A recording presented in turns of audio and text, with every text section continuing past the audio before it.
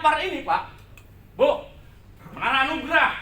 Jualan gua marketnya buat Menara Anugrah maksimal banget ya. Karena gini Pak, ya, dengan kita ini, ya kan, pertama, sering-sering panggil saya. Kedua, ini adalah market buat pengelola gedung, betul nggak? Karena pengelola gedung itu menjamin keselamatan, sistem keselamatan kebakaran bagi para penghuni gedung, bagi para tenan. Betul kan? Jangan cuma ngambilin duitnya doang loh.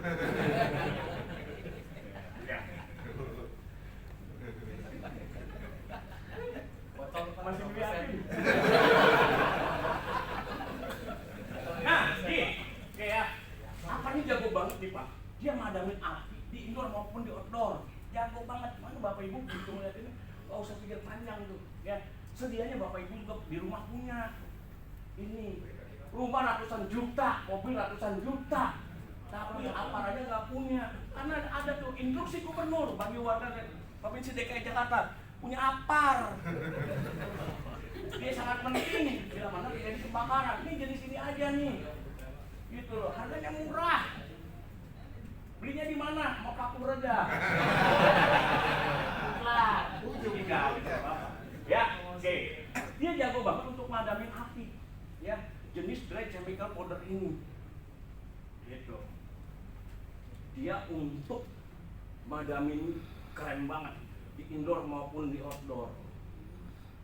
Gitu, nggak usah pikir panjang, ambil jos, gitu.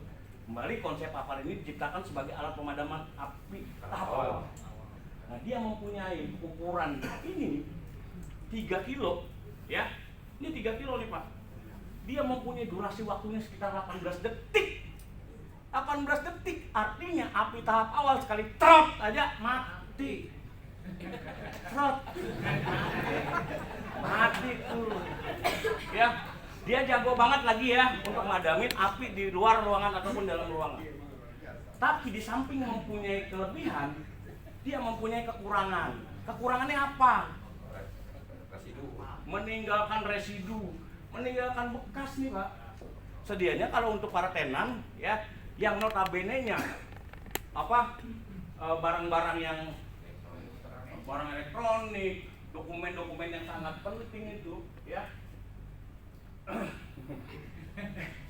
Jangan pakai ini. Tapi tidak ada regulasinya, tidak ada aturan yang mengikat itu. Pakai itu yang CO2. Dia jago banget. Sama untuk madamin api, ya, di dalam ruangan. Di luar ruangan dia tidak efektif, bukan tidak mampu, tapi tidak efektif. Kalau di luar ruangan, oke, ya. Nah, dia pertama nih, tadi ya, keburukannya dia tadi. Keunggulannya bisa madamin api apa saja, kelas A, B, C, D, dan E. Apa itu? Ya kembali tadi saya secara spesifik nggak saya ini ya. Pokoknya api apa saja yang disebabkan kebakaran listrik, benda padat, benda cair, gas, bahkan logam sekalipun dia jago banget Bu. Itu ya. Keunggulannya dia, harganya juga murah. Hanya sekitar 300 sampai 500 ribu. Lagi-lagi kalau pengen beli sama Pak Pur. Oke. Nah, hebatannya, kekurangannya adalah meninggalkan residu, meninggalkan bekas. Kedua, merusak barang-barang elektronik. Jadi kalau misalnya barang-barang elektronik, handphone, laptop, ya, barang-barang ini rusak tuh. Kalau terpapar sama dia, baik kebakaran di salah satu tempat di ruangan kalian nih, yang notabene tempat-tempat arsip atau elektronik tuh ya, jos kalau udah kebakaran, jos, mati udah, jangan lagi disemprotin kemana-mana, oplak, boleh. Nah dia nih kekurangannya dia tuh, ya, tapi dia jago untuk madamin api. Nah bagaimana cara penggunaannya? Ada 4 tahapan, kita sebut PASS. Perawatannya juga cukup gampang Pak untuk jenis dry chemical powder ini Bu. Beli. Nah, dia hanya cukup dibalik-balikan saja. Nih, kamu sebenarnya udah mulai tertarik nih. Saya catat soalnya. Kamu tanya aja sama Pak Abu tuh, telepon Pak Abu berapa? Ya. Nah, perawatannya gampang banget, ya. Dia nih, ya,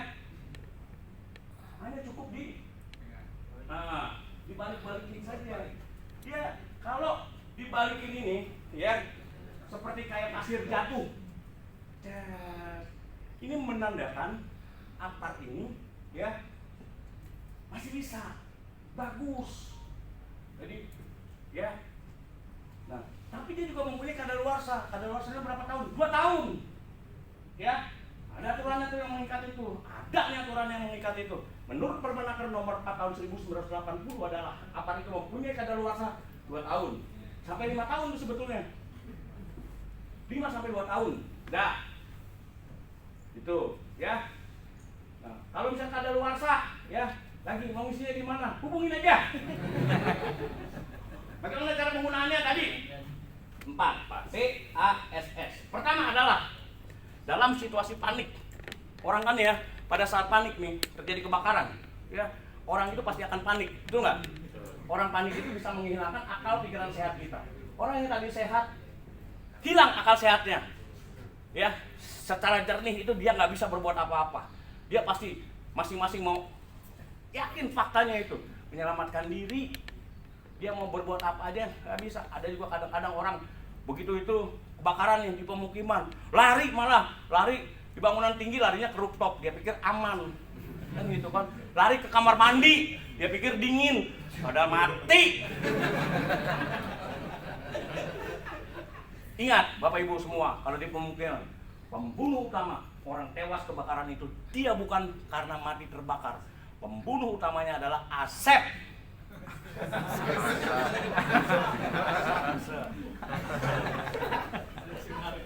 Asep, Bu. Mana Asep? Belakang. Ya, bagaimana cara penggunaannya nih? Tadi tahapannya pertama adalah lakukan jarak aman 1 lengan. 1 lengan. Kalau nggak ngeliat berdiri. Kalau yang pengen tahu, ya kan? Nah, pegang leher tabungnya atau handle bawahnya. Nih, nggak kelihatan ya Pak? Gini aja ya. Tapi jarak aman tuh, ya. Jarak amannya tadi ya 1 lengan. Nah, Bapak Ibu nih, pada saat melakukan ini juga, ini jangan percaya, makanya artinya ya ini tidak menjamin keselamatan Bapak Ibu semua karena ini adalah tabung bertekanan. Ini bisa terjadi ledakan pada saat Bapak Ibu melakukan pressure, tekanan. Gitu. Ledakan itu bisa terjadi karena apa? Karena salahnya penempatan. Lagi-lagi saya mau tanya kepada Bapak Ibu semua, selaku penghuni gedung, pengelola gedung di sini. Apa yang di sini itu adanya digantung atau di bawah? Digantung. Lagi-lagi menurut Permenaker nomor 4 tahun 1980 dijelaskan, apar itu harus digantung, ya. Digantung. Nah, digantung berapa? 15 sampai 125 cm tingginya. Nggak boleh terlalu tinggi-tinggi. Kasihan nih. Ya. Nah, apar itu mudah dijangkau, mudah dilihat. Nggak boleh taruh di bawah, apalagi buat ganjel pintu, ganjel staircase, nggak boleh juga tuh, ya. Pokoknya harus digantung. Nah, karena bila mana taruh di bawah ini terjadi korosi. Pada saat Bapak Ibu melakukan pressure ini, terjadi ledakan yang sangat luar biasa. Kalau Ibu melakukannya ini pada saat ini dengan jarak aman 1 lengan, secara otomatis usernya itu akan terlempar ke depan, ke belakang, bukan ke depan. Kalau nggak percaya, coba, ya, itu dengan kuda-kuda, ya. Jadi nggak boleh begini tuh, meledak tuh, karena kejadian banyak. Bapak Ibu bisa lihat di YouTube kesalahan fatal orang pengguna apar jenis ini. Ada Pak, itu bukan rekayasa, benar. Anggota saya pun juga ada yang terjadi itu. Yang notabene-nya damkar tuh. Sekarang tuh matanya buta. Makanya saya panggil tuh Letnan Butari. Melek kanan, butanya ke kiri. Ya bener. Itu Pak. Ya, mari ya. Nah, pegang leher tabung atau handle bawahnya. P yang pertama. Pull out pin dengan cara memegang leher tabung atau handle bawahnya. Nggak boleh dipegang handle atasnya, Bu. Kenapa? Kejepit, pinnya nggak bisa keluar. Lain kalau kita kejepit pasti keluar.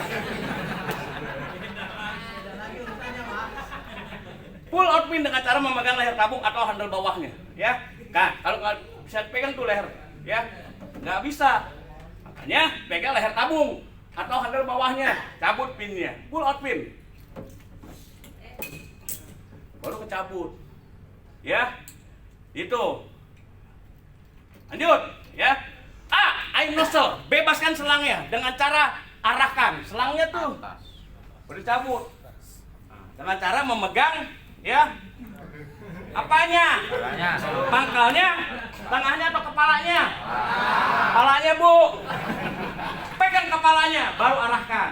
Ya kan, pegang dulu kepalanya, arahkan.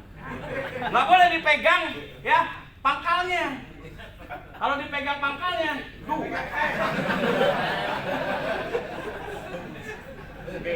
air nozzle, bebaskan selangnya sambil memegang kepalanya. Kepalanya. Nah, setelah dipegang kepalanya, arahkan ke atas, jangan ke sini, komplak. Situ, nggak boleh. Ke atas. Ketawa mulu tuh. Iya, ketawa mulu. Oke, arahkan ke atas. Gas, ya. Ini aturannya. Beneran. Ini sambil apa? Kuda-kuda. Ya. Setelah itu S yang pertama adalah squeeze. Tekan. Nah, buka tuh pinnya tuh kan, bunyi dia. Trot. Kenapa bunyinya trot, Bu? Lubangnya besar. Lubangnya besar. Kalau lubangnya kecil, bagus. Cerit.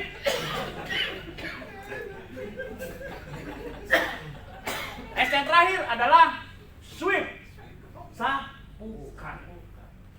Nah, jadi hanya cukup disapukan nih, Pak. Cos gitu, Bu, ya.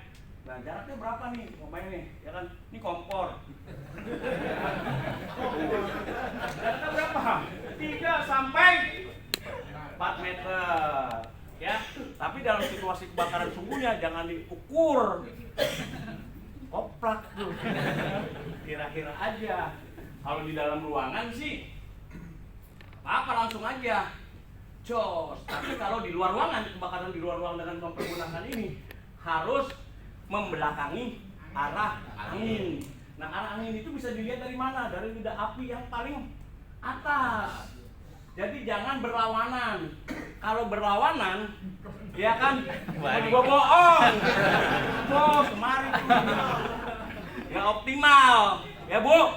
Jadi kalau di dalam ruangan, ya kan, ini kompor dia tuh. Ya, jos. Jaraknya berapa tadi? 3 meter. Ya, gitu. Tapi kira-kira aja. Jos, 3 sampai 4 meter.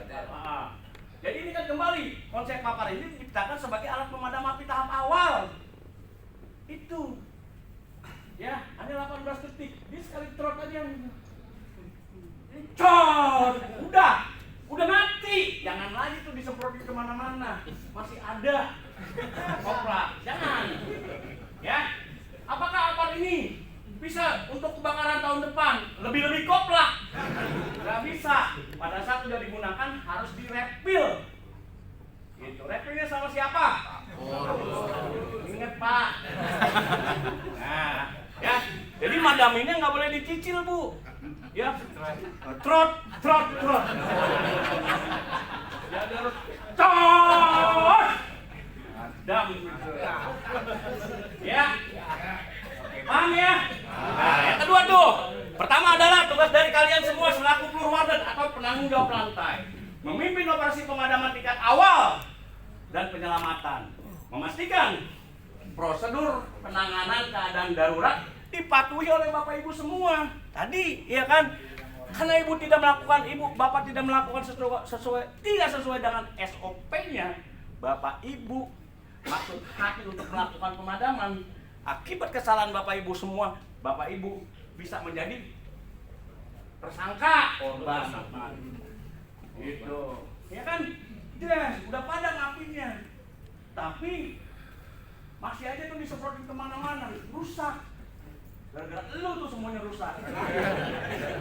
Ya, lu jadi tersangka. Gak boleh. Ya, tuh. Memberikan instruksi dalam setiap tindakan darurat. Melakukan komunikasi efektif dengan instansi terkait, dalam hal ini dengan pihak pengelola gedung. Hubungi Damkar. Oke, melaporkan status keadaan darurat kepada unsur pimpinan Bapak Ibu semua. Pak, kebakaran di lantai 9 sudah dapat dipadamkan dengan APAR. Itu. Paham? Oke. Nah, kembali. Nah, ini juga ada kalau yang ini ya, namanya CO2. Nah, ini tadi saya udah jelaskan kepada Bapak Ibu semua. Prinsip penggunaannya sama. Ya. Nah, ini untuk madamin api di indoor jago banget, tapi di outdoor tidak optimal. Ya itu. Nah, sekarang saya mau minta coba di sini tadi untuk perwakilan dari gedung. Ya. Nah, kembali, dia sama nih Bapak Ibu. Cuman kalau untuk jenis yang CO2 ini clean agent, tidak meninggalkan residu, ya. Nah, dia nggak boleh. Kalau Bapak Ibu semua lihat apar yang kepalanya gede jangan dipegang. Takut. Gitu ya. Jadi cukup di ini aja, ya. Nah, seperti ini aja tuh. Dia udah statis tuh Bapak Ibu tuh. Ya. Des. Padaminnya tuh. Nah, sekarang karena ini tidak meninggalkan residu, kalau ini tadi saya coba, itu Bapak Ibu semua pasti pada kabur. Udah gedek kamu gua tuh. Ya, kan kotor. Nah, sekarang ini, ya, saya minta. Kalau ini kan tidak berisiko, ya, tidak meninggalkan residu. Nah, ini dari perwakilan gedung, saya untuk minta untuk mempraktekkan tadi apa yang saya jelaskan. Yuk kamu. Nah, yang video ini. Nah, udah pernah? Tahun lalu baik juga. Kamu.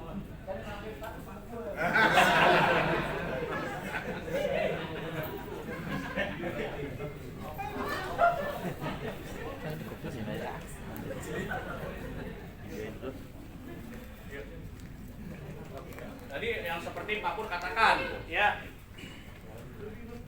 Nomor satu nih, security koplak lo sini lo. Oke. Nih. Apa malam bang?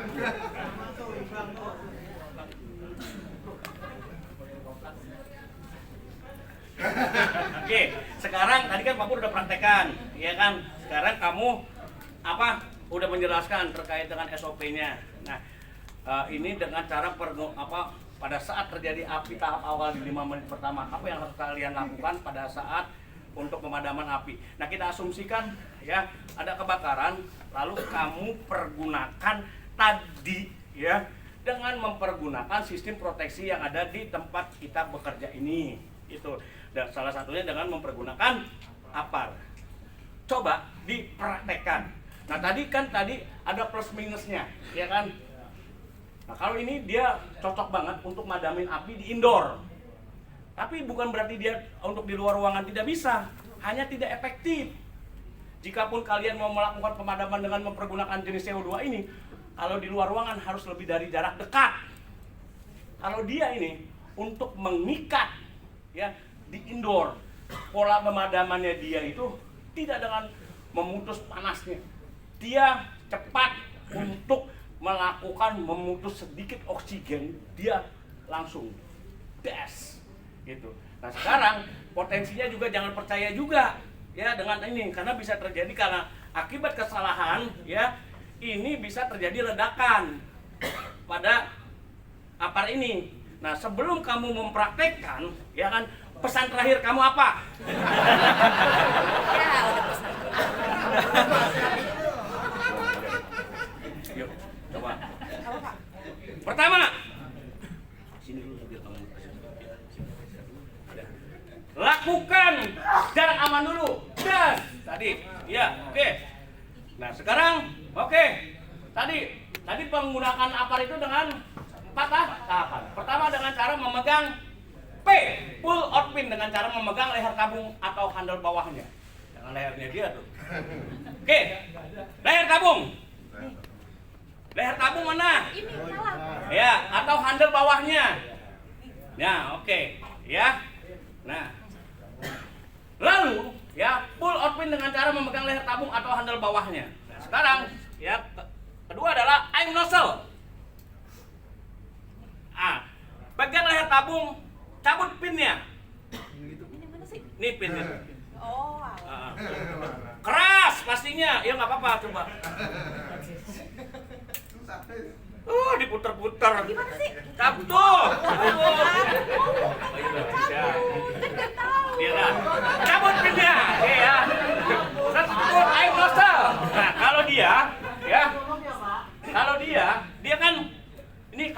kepalanya gede, Bu, kepalanya gede, jangan dipegang. Dia udah statis tuh, ya.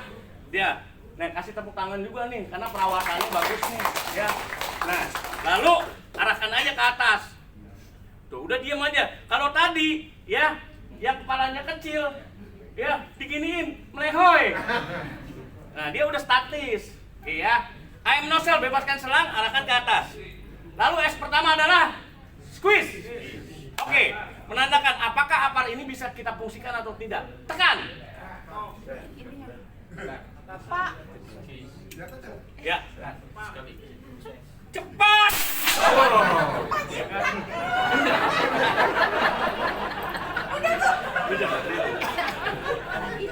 Keenakan. Nah, setelah itu ya kan menandakan nih apar ini berfungsi dengan baik. Gitu. Nah, lihat nih, ya kan? Dia tidak meninggalkan residu. Clean agent. Dia jago untuk madamin api di indoor. Ya. Nah, tapi dia tidak efektif untuk di luar. Bukan tidak mampu, tidak efektif. Udah caranya susah. Ini lebih gampang ini. Ini harganya juga mahal. Mahal nih, Pak. Refillnya mahal. Nah, dia tinggal di itu apa? Dilihat bukan di secara ganti keseluruhan. Nah, isinya dia hanya netonya. Netonya beratnya. Tinggal ditambah saja. Hah? Sekali pakai itu habis. Enggak. Dia langsung trot aja. Mati kan. Trot. Iya, iya. Masih ada ini, Bu. Masih ada. Nah, Coba doang. nah ini kan cuma coba doang. Ya sekali lagi. Bu, sini coba yuk. Lagi, coba. Enak kan? Iya. Tuh, 1, 2, 3. Lagi. Oh, tuh lihat. Ya, kasih tepuk tangan dong. Nah, dia juga. Udah lu berdiri doang. Lu. Kasihan amat.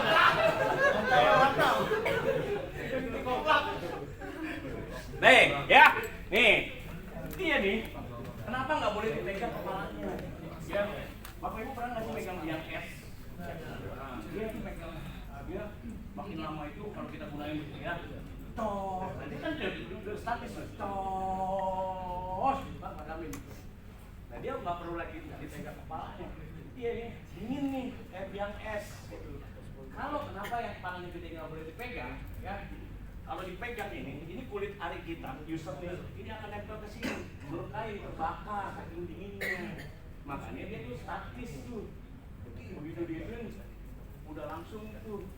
Jadi umpamanya nih ya kan, kompor tuh. Udah, diudahkan aja. Tuh, ya, gampang.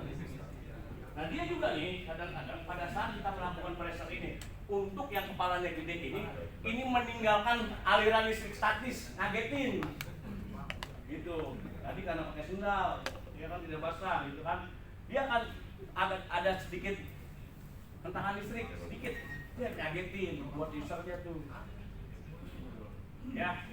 Paham? Kamu pegang dulu dah nih, kalau nggak percaya dingin nggak ya?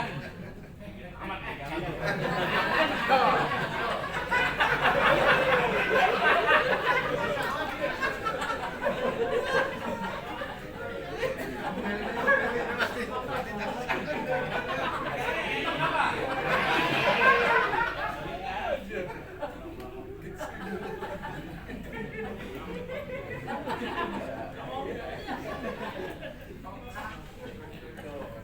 Paham ya? Penggunaannya. Jadi plus minusnya begini ya. Jadi ini sedianya kalau untuk yang ini. Tapi kembali Bapak Ibu semua selaku tenant ini tidak ada regulasinya, tidak ada aturan yang mengikat. Yang penting Bapak Ibu semua di setiap ruangan itu tersedia apar. Tapi kalau umpamanya di alkes ya, di alat-alat kesehatan atau barang-barang berharga atau apapun gitu ya, dokumen-dokumen yang isinya itu ini apa pokoknya sangat penting gitu kan, sediakan pakai yang ini. Tapi kembali tidak ada aturan yang mengikatnya gitu ya. Kata Pak Pur harus ini, mana aturannya? Nah, ada gitu. Tapi kembali ya, mau pakai yang CO2 ataupun dry chemical powder itu terserah itu ada ya. Harganya